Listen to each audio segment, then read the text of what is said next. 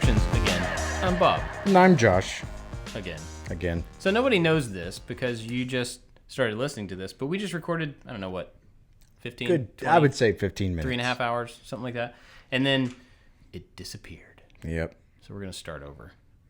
Which is fine, for you guys because you don't know the difference. No, I disagree. It's not fine. I probably Bob said told something that he told Brandon to edit out because it was funny, it was also borderline inappropriate. But it was unintentionally inappropriate. I didn't which think made about it funnier. Anyway. Oh, that was good. Anyway, how you doing? I'm well. Let's recap the things we just talked about 2 minutes ago. Okay. Motorcycle. I found more broken parts, so the thing that I thought was going to fix the problem probably would have, but there was other stuff broke, so I ordered a super cheap part just to replace the entire thing. I like how that was like a good 10 minutes of Yep. conversation down to a single sentence. Yep. I get a lot more terse whenever I have to do it again. But Motorcycle still broke, no running, sad face. But you are a lot closer. You have pieces coming in that will fix the problems that Carburetor you know of is fixed at the carb shop. I think last we spoke, I was quoted between $100 and $200. Well, guys fixed it, allegedly. And now it's like $380. So I will not be going back to that shop, but I have to go get my carburetor at an impound or layaway so that I can finish the stinking motorcycle. So theoretically, once I get that thing paid for and returned and the new head is what's called the middle section with all the valves and whatnot, once that comes in, hopefully in a couple days, maybe the motorcycle will let me try to turn it on. But we'll see. We'll see. That'll be cool. I mean, honestly, even if you still don't get it running with all those in place, you know that those parts are not the problem. I know at least the That's kinda carburetor's cool. not the problem. Because the head is a used head, so I can inspect it and I can check it out. And so then I have, I can cannibalize parts from one to fix the other, which is, I guess, a little more motivating. Yeah. But I'm kind of nervous now because, like before, when I was kind of done with the cosmetics and it was all buttoned up and looked like it was finished and it just didn't work. Yeah. Now, if I dive so deep into the engine and I get it and, the engine works, there's no reason not to try to ride it. Oh. And I'm a little scared to do that. Well, but yeah, there is a reason not to ride it because I'm you're not scared licensed. to do it. Well, that too. Yeah. Honestly, I mean, we've talked about this at length, but two-wheel vehicles, if you are not 100% comfortable with trying it, or the conditions in which you're trying it under, then you should not do it. Well, I've got a big parking lot mapped out. Yeah, I think that's something like that will help the all situation. Me. I'm going to get on my rollerblading pads, my elbow pads and stuff. Because I'll be safe. I would love it if you were out there on a motorcycle, regular clothes, and elbow pads, just in case. Yeah, bright pink ones with some Hello Kitty elbow pads. Wobbling. Like Lloyd on Dumb and Dumber. Oh, man. Look at me go! Crash. Well, what else is going on? My family got back. So this past week I was by myself. I don't remember if I mentioned it last week. I haven't listened to last week's episode. But my wife's grandmother passed away. So she went down to Florida in the safest and secludedest way possible. Yeah. And I'm very proud of her for mitigating risk, especially down in Florida. She was there with her dad and her uncle, and they all wanted to hang out with the kids because they're not with our kids regularly, so that was a happy time for them. They're like, let's bring all three of these screamy, angry kids in our house and let them exist here. That sounds like a hoot. But they went fishing and went on a boat and all that, and so I was at the house by myself, cleaning up stuff, watching a lot of TV, But they're back now, so it's cool. I missed them. Yeah. I really, really missed them. I missed all my crazy, screaming loud people. They all ran in the house and lost their mind whenever they saw me. It was very nice. So they were gone for a week? Yeah. So at what point, what was the timeline within that week, your emotional ups and downs? Because I know that feeling as a father of they're all gone. Yeah, this is awesome. I'm gonna get so much stuff done. I'm gonna watch all the shows. I'm gonna play video games. I'm gonna stay up. I'm gonna eat pizza and whatever. And then a day into it, you're like, oh, Yeah. What was your timeline like? Let me see. They left during the day on, I don't remember when. Monday? This is really great for a timeline. Monday? Yeah, it was Monday, I think. Yeah, because they came by here to say bye. And so that evening, like, I had stuff to do, and I went home, and it was just quiet. And I remember going like, wow, this is so nice. It's just quiet. And then I got bored, like, immediately after. Yeah. And my wife left a note that says, feed the animals, please. Because she normally does that, because it's my son has a bearded dragon, we have a hedgehog, and we have a fish. And I don't take care of any of them because they're not my animals, because I don't really want animals. And so I'm like, well, fart, I don't remember where all these animals are. So I had feed to the fish to the hedgehog, and then the hedgehog That'd to been the cool. lizard. Everybody got fed. Well, I totally forgot about the lizard. So like 2 days into this whole stint of me being there by myself, I went downstairs to go into the office. And on the other side of the wall is my son's bedroom. And I'm like, oh man, he left the light on. And I went in there and I'm like, oh crap, you have an animal I'm supposed to be caring for. So I had to like give it worms and a bunch of, I don't know, lizard stuff. But yeah, it wasn't bad. I really did start to miss them. It was really quiet. I got bored pretty easily.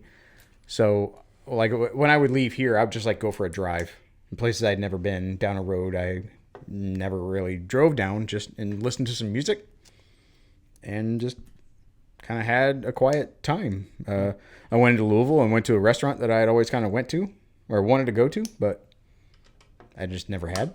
So that was kind of nice. And then just like did that thing where you like look around the room and you're like, well, I don't really have anything to do now. Yeah. Yeah, I mean, the motorcycle was fun to wrench on, but I got to a point, like with the valve thing I'm talking about, and I'm like, all right, I'm going to spend so much time. I did my first Instagram live while I was doing that, expecting it to take a while, and I was done in like 2.5 minutes because I'm like, oh, well, that thing is broken. Oh, right. Like, oh, well. And then I pulled the other one out, and like, well, that one's broken too. Worse. Like, woo. Okay. Like I can't go any farther. I'm at work stoppage. Yeah. So I go do something else. Like I went swimming a lot and just kind of like laid around in the pool, and yeah, I don't know. I missed my people, and I missed my excuse me. I missed my friend, and then they came back, and now we get to hang out. Yeah. But they're loud. They came back and they like emptied out the van from their trip. It's like, oh yeah, you guys are disgusting and messy. Welcome back. There we go. So the set you're working on. Yeah, I haven't talked about what sets I had worked on the last 2 weeks. Yeah. I made the Mandalorian with Child. Oh, that's the cool Technic gear thing. The little planetary gear. Crazy. Mm-hmm. Huh. Okay. It slides around and it slides like an engagement gear into a thing. It's pretty cool. I did the Mandalorian with Child, and then I did some. It sounds like a Leonardo da Vinci sculpture. Mandalorian with It was Child. captured by the Nazis from Bruges. The Mandalorian with Child. Yeah, and then some other one we had laying around. Because I didn't get any sets. But I went to the store, and now ironically, I got a motorcycle. So I got a Lego Technics Ducati set. This one's going to work. Yeah. Better. I'll race, and I'll get my motorcycle done before this one, or vice versa. But you're still working on the Barracuda Bay. Yeah. Cool ship restaurant. I feel like I should maybe stop getting really big sets because they take like a year to do. Because I only work on them during the show. Mm-hmm. And like this one in particular, I didn't work on through all the time that we weren't recording. So this has been going on for a really long time. I do have over here I'm not going to pick it up, but the UCS A-Wing Starfighter set, which is like that big. It's pretty big. It's big. It looks cool. I like the ship. As far as construction, it's like one of my least favorite Lego sets I've ever put together. It just does not have the same locked together sturdiness that most of the other sets have. Something about it that's a little weird. Flimsy. Yeah, it's like there's a really complex shapes, and so I can appreciate that you have to build really complex shapes. Sometimes you have to do things off axis, and you have to connect in weird ways to get, the faces where you want them. But part of that, I think, is what caused these big sections that you have to kind of click together to just not really click together. Yeah. Like they're attached, but they like wobble to them. Oh. So it's a cool set. It was a gift from my wife for my birthday, but you know. That's how I felt about that Sideshow Collectibles R2-D2 that we have in there. Oh, yeah. I was really excited to get it, and then out of the box, it's just kind of flimsy, and pieces broke, and it's nice to look at, not nice to play with. Right. And that makes me sad, because it's a toy, man. I mean, what is it? It's a toy. Yeah. Speaking of Star Wars, let's talk about Star Wars for a minute. Yeah. The Mandalorian, I'm pretty sure, this is my prediction, trailer for The Mandalorian will come out Friday. That's what I'm guessing. Because Celebration was supposed to be this weekend. And since they canceled Star Wars Celebration, all of the things that they were going to announce, I assume they either are just not going to announce because they don't have to, because there's no event tied to them. But The Mandalorian is still on the schedule. It's still on, going to be released at the same time it was before COVID hit and all that stuff. So I'm pretty sure we're going to get a trailer this weekend. So I'm curious, do you have any expectations or any things that you want to see in season 2 of The Mandalorian? Or directions you want it to go, or like narrative type, I don't know. I really like getting rid of that notion with The Mandalorian, because it's something completely new.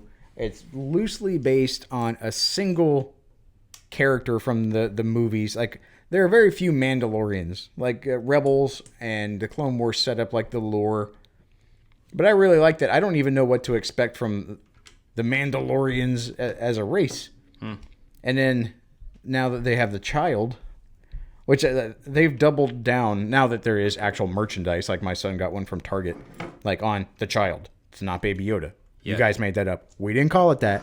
And I envision like there's a bunch of PR people every time they talk about it. They're like, ha ha ha, you guys said those words. We didn't say those words. You said those words because you're going to be disappointed when we can actually continue that storyline. Turns out his name is Larry. Yeah, turns out he's the devil. But like a cute kind of devil. So I really like that, as opposed to the actual Star Wars movies. What's happening with this goofy thing?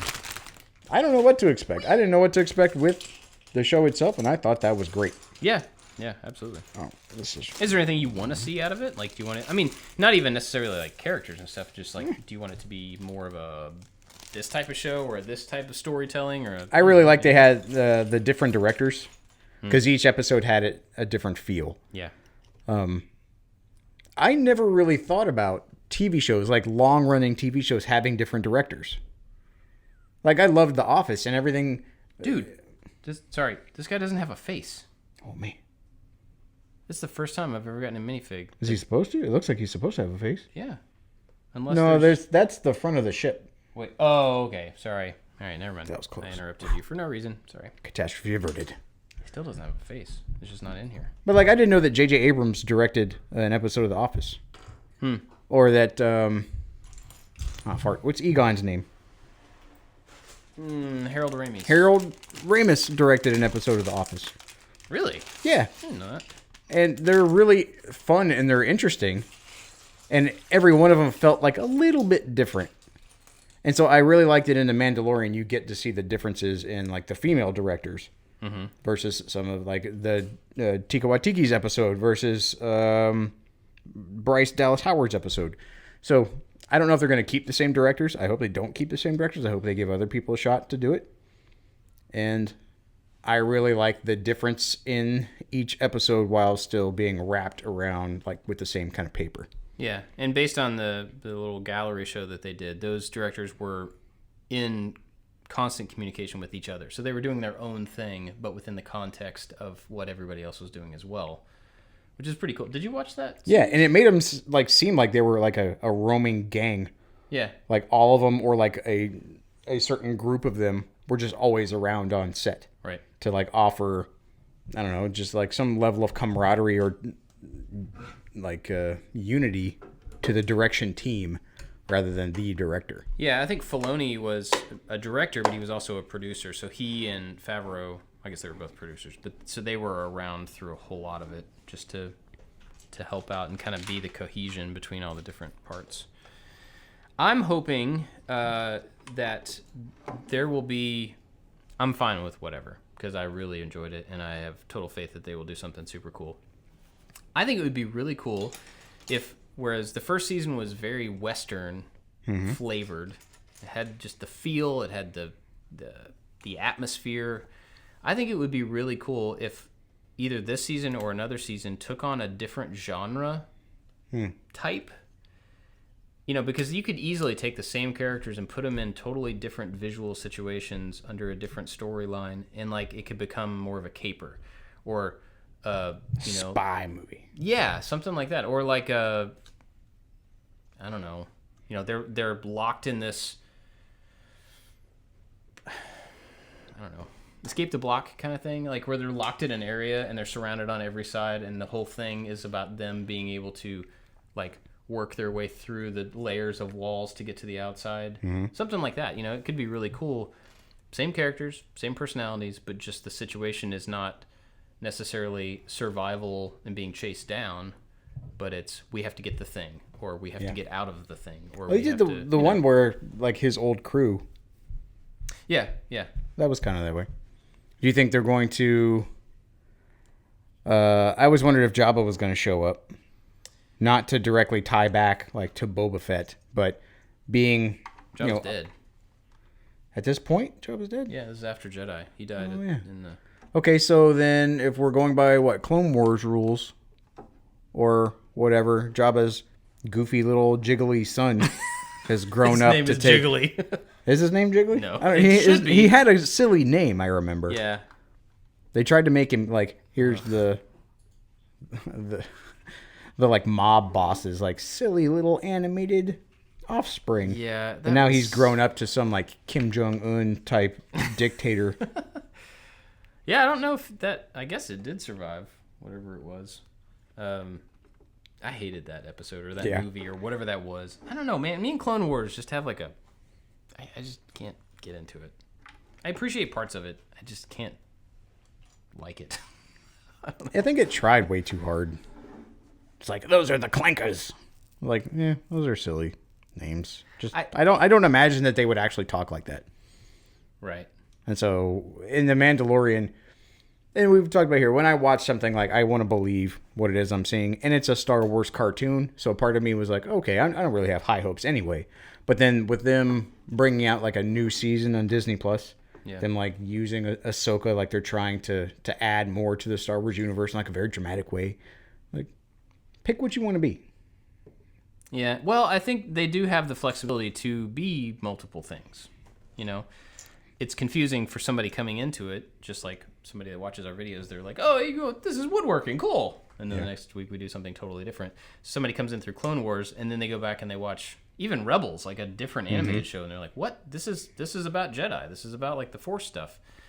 And honestly, that's the part of Star Wars that I like, that I gravitate towards. I like the mystical stories. Like, that stuff is really interesting and far away, you know? And then when it just gets to the prequels and the Clone Wars stuff is all about, there's bad robots. Let's go to that planet and fight the bad robots. And then let's go to a Senate meeting and talk about it. I'm just like, none of that is interesting to me at all. And I already know what happens to Anakin, so that's not interesting either. Because it's like, I don't know, whatever. It's a thing for somebody else. It's just not my part of Star Wars that I really dig. How did we get talking about that? You want to talk about Star Wars and Mandalorian? I was talking about Mandalorian now. But as far as the Clone Wars, like I tried to watch the last season, the newest final, not final season or whatever they're doing, and I maybe got halfway through it, and I just haven't. I mean, I'm not on the treadmill anymore right now, so that's part of why I haven't continued to like slog through it. But you can tell I'm really excited about it. But I just don't have the motivation to find time to finish watching it because there's just nothing in it. I'd like to see the last episode to see how it ends and see where everybody is supposed to be going off to. But even then, Who cares? I've seen Ahsoka after that. I've seen Rex after that. Who cares? Like, Do you it think that doesn't they're just matter. trying to build up Ahsoka because they're going to bring Ahsoka into the Mandalorian? Oh yeah, absolutely. Yeah. Yeah. I'm pretty sure that she is the character that they're gonna be, maybe not moving forward with as like the long-term new Skywalker type thing, but in the interim between the Skywalker saga and the beginning and end of whatever the next big, long story is, I'm pretty sure Ahsoka is the Jedi type, in between. She's the current flavor that people are going to be interested in watching stories about until they start this next big giant thing. That's what I think. And she's a cool character. I mean, I like Ahsoka's character. I'd like for them to do more with her, but I feel like with the timelines, she's already, like, as time is moving forward, she's already out of the timeline, right? With Rey and all that stuff. Even if she's still alive, she's pretty old, and she's not going to become like a... Well, her new voice main was at the end when they were like, "Keep going, Ray," or they didn't show people. You just heard like all the ominous voices. You heard hers, Yeah, which all the other people that you heard were dead. right. So it's A plus B equals dead. Yeah. It is possible that she's not dead. I'm not. But I think she probably is. So I don't know. I think that is one of my frustrations about even The Mandalorian is that, and it has nothing to do with The Mandalorian, but with the way that they're using their timelines, is that they're taking like, and this started as soon as Return of the Jedi was done. They were like, okay, now we're going to go back and tell another story in between the past and what you just saw.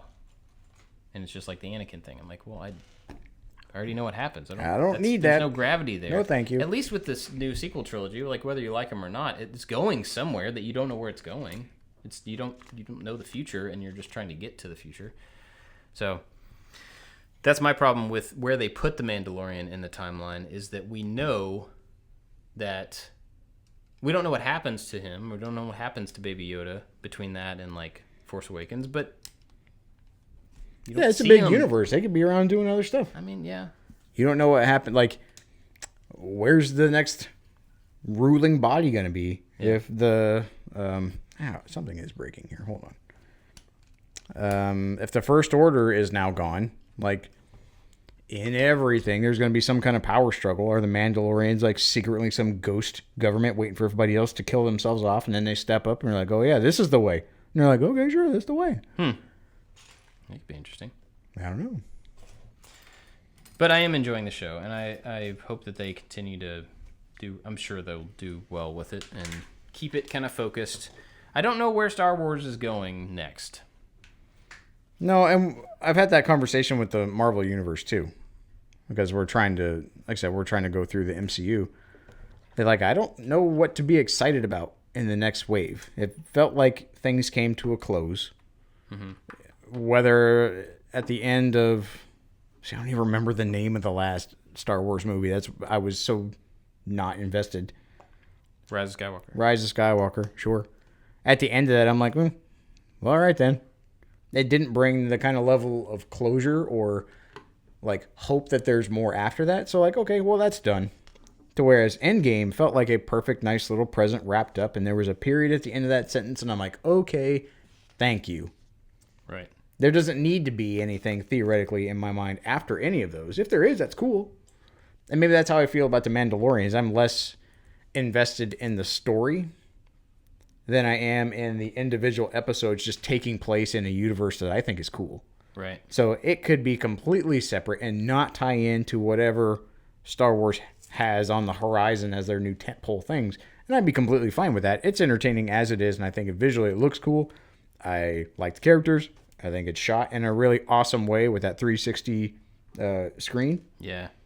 Cool. Like, they don't need to mention the name Skywalker ever, and it'd be fine. I kind of have a feeling that's how they're going to... I don't think it's going to affect anything in the future. I think it is a pocket in time, and they're going to tell a bunch of stories there, and then that's going to be it. And that's great. I agree with you. I mean, do you think stuff like... And obviously this will never happen because of economics, but do you think that something like the MCU should just know when to stop? Like, They should have, like, I'm not saying this about Endgame because I actually don't think this, but if they, they planned this big long thing and they get to Endgame and they're like, we told the Marvel stories and now we're going to stop. In my mind, it has. I think. And then like 10 years down there, maybe we'll start a different group of them or something, but we're just going to stop for a while. Yeah. I know that they're like every movie producer and every agent and everybody in Los Angeles is laughing out loud at that notion. Like, yeah, we're going to fast and furious this entire thing. But yeah, I think it did. And maybe it's because of the COVID delays for their next run of like Winter Soldier and Falcon and the Loki and Black Widow's movie the release being pushed. Mm-hmm. There has been a purposeful gap.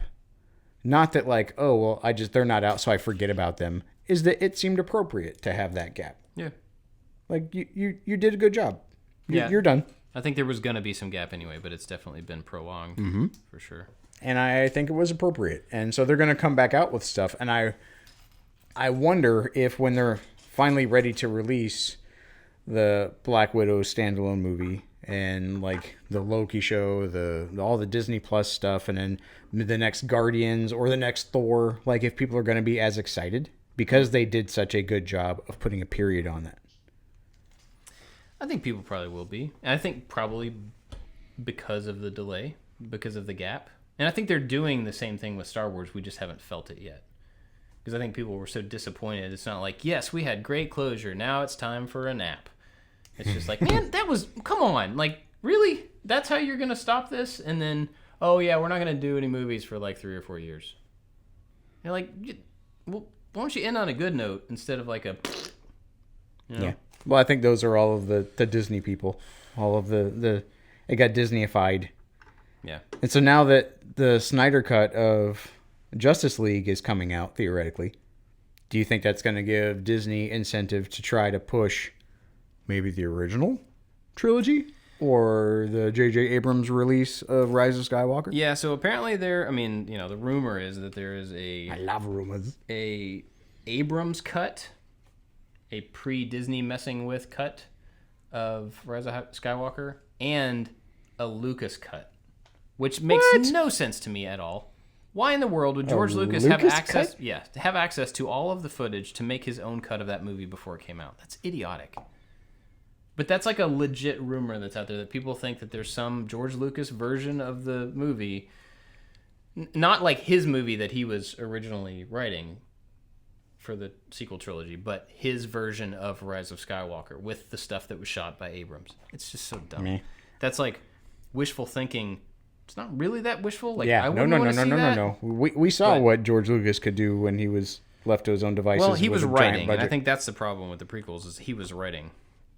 But Well, I watched a George Lucas produced movie that was not Star Wars related. Have you seen Red Tails? The I've movie never seen that. No, I wanted to. The story of the Tuskegee Airmen is fantastic. That movie was not terrible, but it looked like a late 80s, like early 90s, like, yeah, guys. When did it come out? Not too long ago, right? No. A couple years? It wasn't that long ago. I mean, like, the visual effects are good, but it's such like... Those Disney movies where, like, the guy goes on, like, the dog sled race, and, like, you're always like, come on, guys, you can do it, and then we did it, yay! That kind of feel. Yeah. And it, like, the dialogue was really kind of hokey. Well, and it had, like... That's Lucas. Yeah, the, like, extreme caricatures of these guys, almost to the point where, like, it made me feel uncomfortable in 2020. Oh, really? A little bit. It said it was inspired by actual events, so I don't know if any of these characters actually existed. Right. So I don't know if it was an accurate depiction of how they would have acted. But some of them, I'm like, I don't know if I, like, again, the Tuskegee Airmen is an amazing story.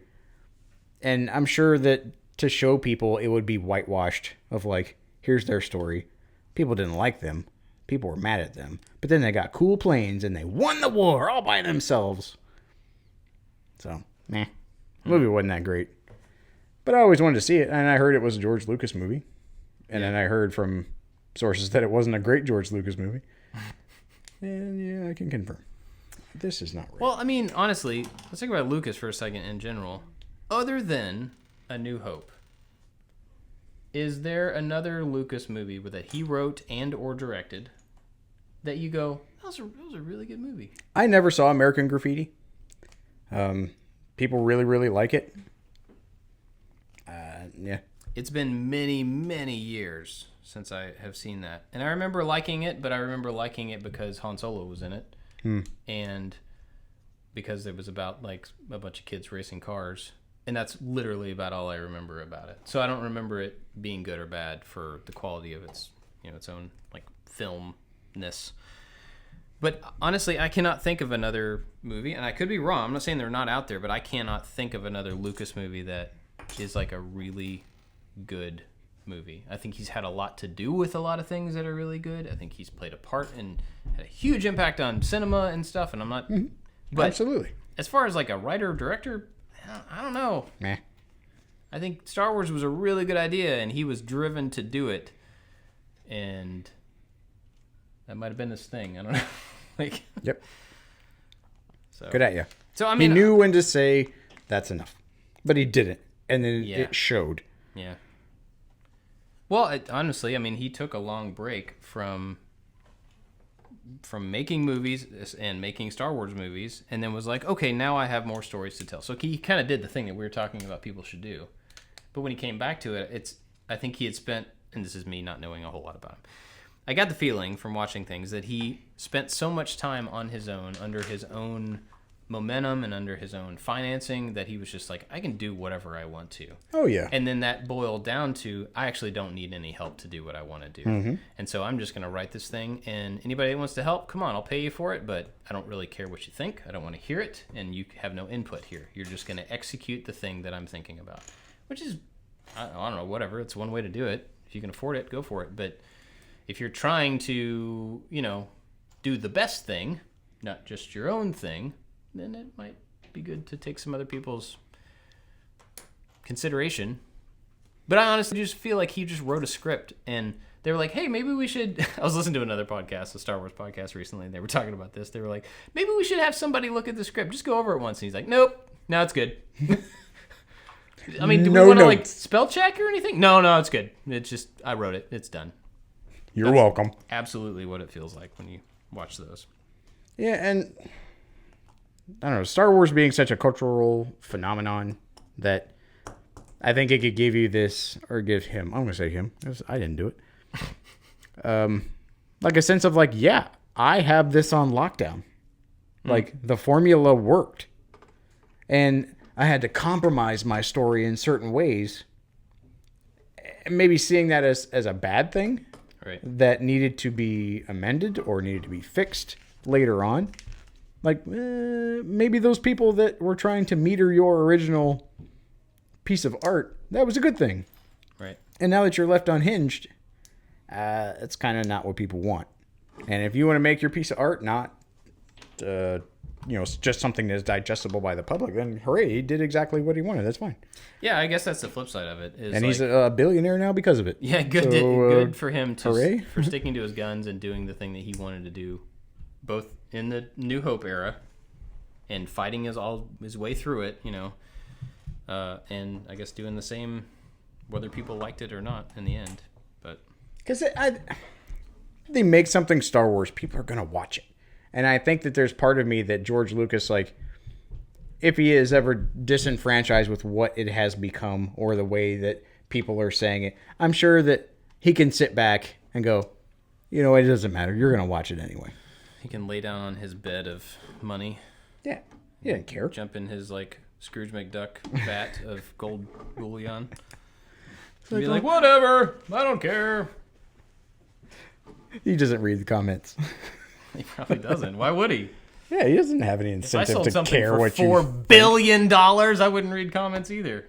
I'd be like, nope, I'm off the internet. I'm done. I'm disconnected from the world. I'm going to go build a castle somewhere with an awesome shop and like a pool, and then I'm done. In a pool or with a pool? Yes. Well, okay. If you have $4 billion. Like a moat? Oh, there you go. That would keep the kids out. Sir, this residence is structurally unsound. I have sharks in my shop moat, and you can't get to my shop without my permission. Yeah. I don't know. I mean, as much as I love Star Wars, and I'm definitely looking forward to more Star Wars, like anybody, they just want the thing to be really good. They want to continue to enjoy it, not just I think have to that's deal a with it. stretch. I think that people want it to perform well. I think it depends on who I think you're talking to. there are two separate auditoriums. There are people with power that want it to perform well and don't care if you don't like Jar Jar or whatever. They don't care. And then there's other people that care a whole lot to the point of like insanity. Yeah. And it's who is vying for control of the property or that thing that you like. And that's difficult. I think that's going to be difficult for anything. Especially difficult for stuff like Star Wars because you get a bunch of geeks who don't care about football. Like, how many... Well, in the before times, you had so many seasons of a football game. So if you got and angry and just mad about, oh, my team was wronged by this, like, oh, just wait a week and they'll get to do it again. Yeah. And then just wait a year and they'll get to try again. But like a Star Wars movie, if that's your bag, like you get one one little cluster every 30 years. Yeah. All that pent up, like, I care about this thing so much. Like, you don't get a go around or a do over. Yeah. I should pay a little bit more attention to this set because Doing sets while you record a podcast is difficult. It's surprisingly and there's a difficult. big glare on the instructions, so this could all be wrong. It's gonna end up like your other motorcycle. You're gonna be like, oh man. Sorry. Just kidding. It was a joke. It's gonna be fine. You're doing great. Good job. That was a good joke. Pointed at someone else, I would have laughed as much as you're laughing. But that cut me deep there. I'm sorry. All right, let's talk about something you want to talk about, not Star Wars. I like talking about Star Wars. But I think The Mandalorian is fun. And I think The Mandalorian is fun because it doesn't have to care about everything else. Yeah. And I think it's a really good intersection of creative people just allowed to be creative. Like, make something new. That sounds great. Because we're kind of running low. The well's getting a little thin. And at the same time, making it relatable and exciting and exploring areas that have not been explored before. So, yeah, bring more of that. Season 2, bring it on. That's cool. I just think they're going to listen to the world start crying whenever Baby Yoda is going to start just like cursing or doing something horrible. They're like, no, he's so cute and adorable. Do you think he's going to continue to be the sidekick? Like, through however... That was very Yoda. Excuse me. Sidekick he will be. Sidekick. Let me drink some water. Hold on. However long the show runs. It's because I choked on cheese at lunch. I was eating pizza, and like I bit into some cheese, and I swallowed the piece that I thought I was done with, but there was still like a cheese connection between the piece that I was swallowing and the piece that was still in my mouth. The cheese connection. That's a title right there. There it is. Anyway, so it like messed my throat up. Okay. Regardless of how long the cheese connection. Regardless of how long the show runs, do you think he's always going to be like it's going to be the two of them, a sidekick kind of deal?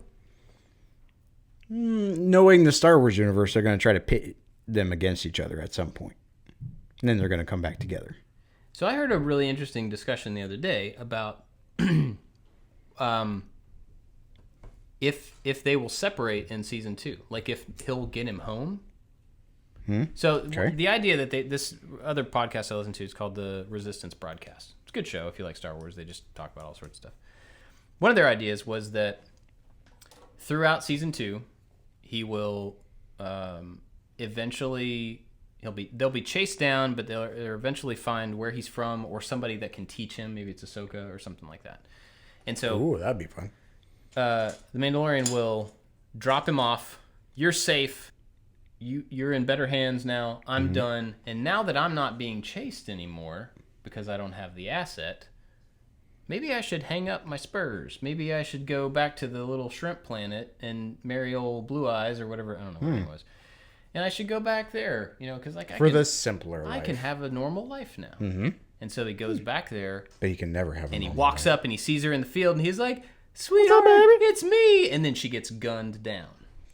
And then it turns into season 3, John Wick Mandalorian, who's like, all right, you killed the lady I was going to go have my life with, and now I'm going to wreck this all.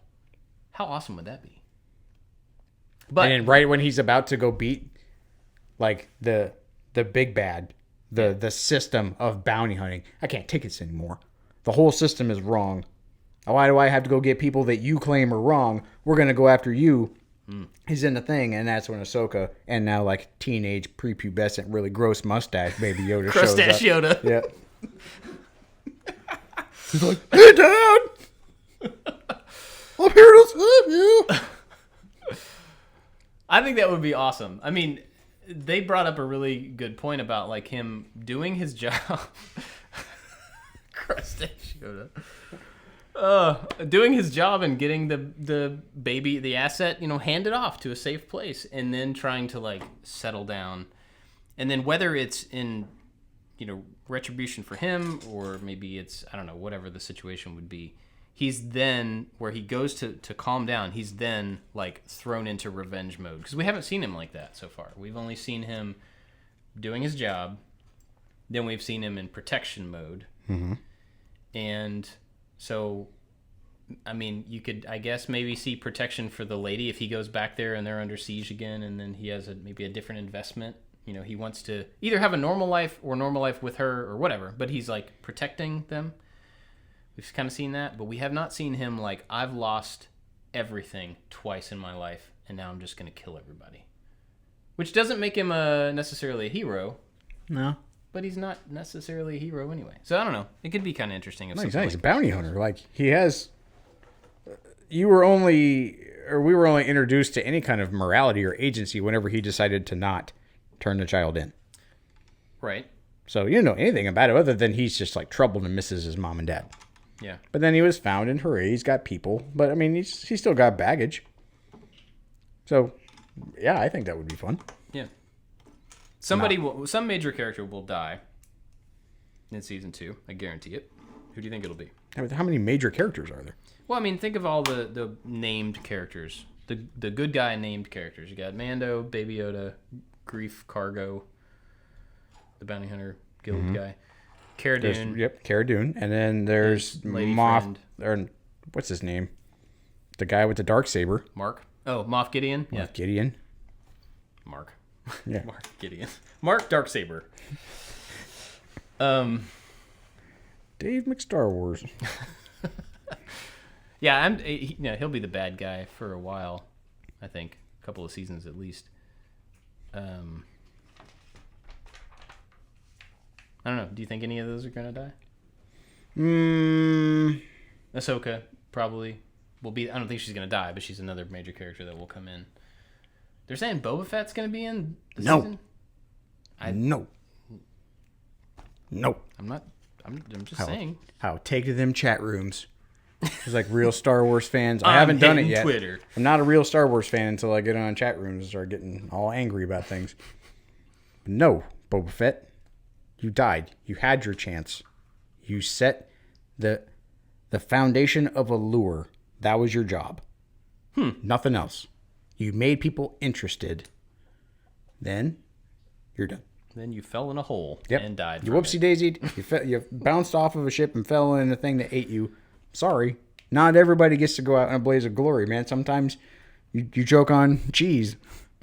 You don't get to choose how you go out. Wouldn't it be funny if, like, so he comes back. He's still alive. He crawled out of the Sarlacc. So in some episode, he busts into, like, this bar, and he's like, everybody, I'm Boba Fett. And everybody starts laughing at him. And he's like, all right, I want to set this straight. I had a bad burrito the morning that I was going on the sail barge.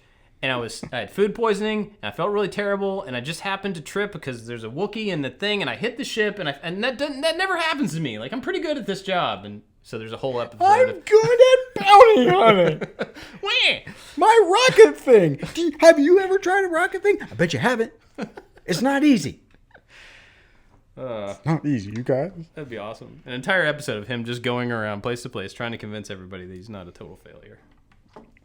He could be like the General Custard type character that just goes around the Wild West peacocking about himself. And they're like, yeah, okay. Great, Fett's here Yeah. again. You know who got rid of that Solo? It was me. They're like, I don't think it was. No, it was me. And I did it. You're welcome. And one of the theories, though, is that the guy that did his voice, who played Jango Fett, and was the model for the clones, I don't know, his name's Timura or something. Okay. He's a dude from, he's been in a bunch of stuff. Anyway, he's apparently coming back for the show. And Oh, really? yeah. So he could be Rex, because he is the voice of Rex. So he'd be a live-action Rex. That's Moana's dad. I think it's Moana's dad. Yeah, I think so. Aquaman's dad? Same guy? Is it really? Yeah. Oh, yeah. Man, he's a lot I of kids. fell asleep in that movie. Yeah, it's pretty bad. Anyway, so he's coming back. So he could be Rex and or Boba Fett. And any other clone that happens to still be alive. Rex and Ahsoka could have like a cool little intersection with the Mando in there. But I do think that having Boba Fett come back, there is a way that they could do that in kind of a cool way.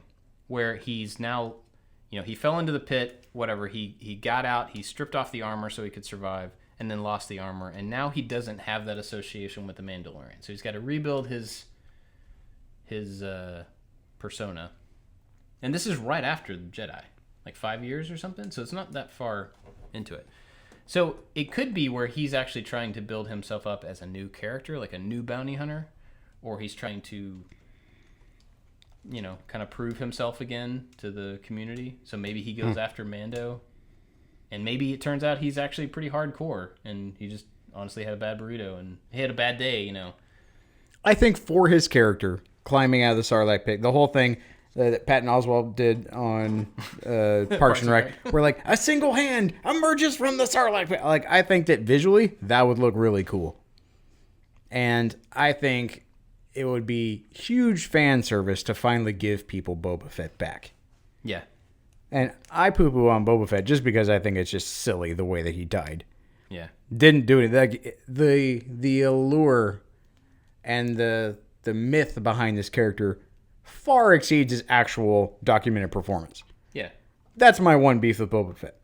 I think him crawling out of the pit, and I say I don't want to see it, would be pretty cool. Yeah.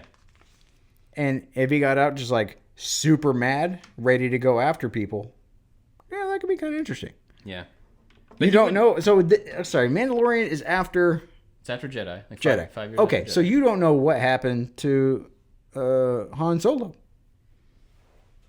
You don't know how he got rid of the Millennium Falcon. Barely. So there's a whole period of time where Boba Fett has a vengeance. Yeah. There's beef. Yeah. And, as we've seen, they don't really make all that great of decisions as to who they want Han Solo to be. So they can just pick somebody at random to be Han Solo. I don't think they'll bring Han Solo into it. But I do think Boba Fett could come back in a way to just prove himself again, or to start over, or whatever. And maybe his first commission is getting the asset. There's also this whole other storyline that I think was in a comic book, or maybe a book or something, where this like self-appointed sheriff on Tatooine finds Boba Fett's armor and just Like takes it. regurgitated? I guess. From I the don't know. Sarlacc? I'm not sure. Because I never read it. But he finds the armor, and he just takes it as his own. So then he goes around Tatooine as like a sheriff in Mando armor. And apparently Timothy Oliphant has some resemblance to this character, and he's been announced as part of the cast. So who knows, man? There's a bunch of potential that they could do with it. Could be cool. Could just be adding people just to add people. And I could see it being a little too much to have like whatever that dude's name is, Boba Fett, Rex, Ahsoka. They're talking about maybe Sabine showing up. Like that's a lot of extra. That is a lot. So who knows? That'd be How long have we cool. been talking? I can talk about this stuff forever. That's wrong. 50 minutes. All right, we'll be done with Star Wars. Anything else you want to talk about today? I had a pro and con. It is pro and Pro con. or con. Pro or I con. had my own topic that since my family has been gone, we talked before they left about this cereal that I used to love as a kid and that my wife really liked, called Honey O's by Post. They look like big fat Cheerios with like little like Sprinkles cereal nuggets or something inside them. Yeah. We used to eat those all the time when we were first married, and we just like hadn't for a while. We're like, oh man, we should find those. And I couldn't find them at Kroger, and I couldn't really find them at Walmart, but they did have them in the Malta-Meal giant bag cereal. So pro or con, Malta-Meal bag cereal. So this is like off-brand? Yep. Okay. The Bobo cereal. Okay. I mean, it probably comes out of the same factory, just put in a different package. I wouldn't have any problem with buying cheaper cereals. We don't buy that type of cereal ever. So, like sugar-y cereals, and that's usually what gets rolled down into the big bags. The popular ones. Yeah. I wouldn't have a problem with it. Have Did you tried any of them before? Instead of like I feel like we probably Cheerios, they have like Tastios, Tastios, and it's like little weird Dr. Thunder type pseudonyms. Well, we do have some. They're not those. They're like the Trader Joe's versions. Okay. Where they're like made with organic rice or whatever. The little bunnies instead of gummy things. Yeah. And like they never taste quite as good because they have half the sugar or whatever. That's probably the closest thing we would get. Did you get them? I sure did. How were they? They're fantastic. Did they taste different? Not noticeable. I mean, I didn't do like a double blind. Here's a cup. There's a cup. Why not? Because I can't find the originals. Oh, that's right. Do they still make them? I believe they do. You can get them on Amazon. But in originals, they came in a comedically small box. Oh, yeah. I never understood that. Like, Raisin Bran still outblasts everybody for worst, sugariest, terriblest cereal. So it's not like for like a portion size, reason. It was just like a silly small box. I don't know why. So it's got to be a cost thing. Perhaps. But the bag, you get a giant bag. Like a book bag size, filled with cereal. Pretty great. And we use the containers anyway. So we take cereal out of the box, put them in containers so it doesn't go stale. And because I just like to have that, my OCD doesn't get triggered. So the whole thing about like it being an oddly shaped vessel for cereal, I could get that argument because it's just like a big floppy bag. Floppy. Yeah. But we have a proxy container anyway. They were fantastic. I ate it like popcorn while I was watching a movie by myself. It was great. I just see you with a big old bag of cereal sitting on the couch, no shirt on. Like, oh, no. First motorcycle. It wasn't a dig at you. It's just like the visual. Yeah. You just said you were eating cereal while you were watching. I was sitting upright. I had proper posture, and I had a bowl. Well, I mean, that wasn't a dig. If I was going to sit on the couch and eat cereal from the bag, I would definitely be lounging. That bag, it had like a Ziploc or like a closed kind of thing, but just on like half of it, so it made like a pour spout. So like not the entire top of the bag would open, just the one. So it would be awkward to eat that cereal from the Malta-Meal bag because you couldn't really get your hand down in there. Your hand stuck in it. Enough. Yeah. My kids are really bad at opening those bags. My wife is terrible at opening cereal bags. Baby, I love you, but you open it like a monster, and she knows this. And it's been something like, she's a Jerry Seinfeld level, I would eat cereal for every meal type of person. And I could always tell when I opened a box of cereal if my wife had opened it. And it's just like half all ripped. Doesn't want to use the little floppy lockdown things. And it just became like a running joke in our house that she just like opens it like a bear. I love you. Yeah, my kids will tear it, but they'll go on one end and try to pull it, and then they pull, and then it rips like, I don't know, behind their hands or something, so it rips in the middle. So then when you go to pour it, it gets caught in the two corners of the bag and won't really pour out. And then it fills up the box underneath the bag. So then when you get done with the bag, you pull it out and you got still half a bowl in the bottom of the box. Yeah. But my kids have actually moved on from cereal. They don't really eat a whole lot of cereal. Now which is pretty cool, they like make themselves eggs and ham and cheese bagels and stuff. Like, go get the ingredients, throw it all together, put it in the oven, and make their own stuff, scramble their own eggs. Today was the first day of school. Oh, yeah. Yeah, I don't know why I didn't think about that until just now. You remember? They it was so funny because last night we're talking and we're like, well, okay, what time should we get them up? It's all virtual. They don't really have to be anywhere at any particular time, but we still want to get them started early so they can get it done with. And I'm like, well, we don't have to dress them. We don't have to feed them anymore. Well, I mean, we don't. For breakfast, they get... in effect that they feed themselves. Yeah, we pay for it. We just don't have to do it. And so it was funny. We were just like, well, I guess, I don't know, we'll set them an alarm and we can get up like 30 minutes later than they do and just hope they get it all done. We totally did. Came out, they're all dressed. Like, because I told them, you can't do school in your pajamas. We're like, this is school. So get out of your pajamas, put on clothes, act like you're awake. Yeah, that's reserved for Zoom meetings. That's right. You haven't got to that level yet. So I got up and they were just like ready to pull their laptops out and start school. It was really weird, but I'm anxious to hear how their day went. I know there were a lot of technology issues and, teachers thought they had assignments that they didn't actually have assignments and stuff like that, but... Our homeschool started 2 or 3 weeks ago. So stuff has been going on at the house, but our homeschool community that meets the 1 day a week for like the whole day, it starts on Friday.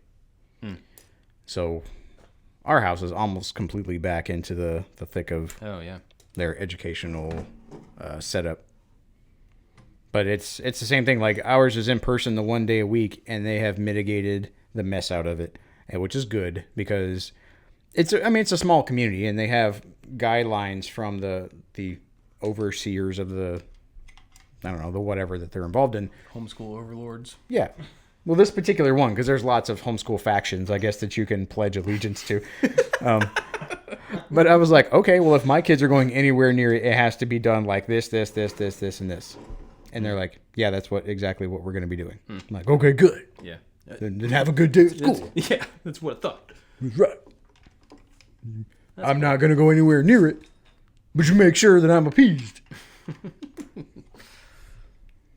Yeah, it's going to be interesting to see. Oh, did I miss I probably missed something. I don't know. Whatever. I definitely missed something because I have multiple extra pieces. Well, oh well. All right. You got anything else? No. Cool. And look, you didn't finish the set. No, I didn't. That's why I got this one, is so that I would have like a multi-episode set. Yeah. Just like your crappy motorcycle.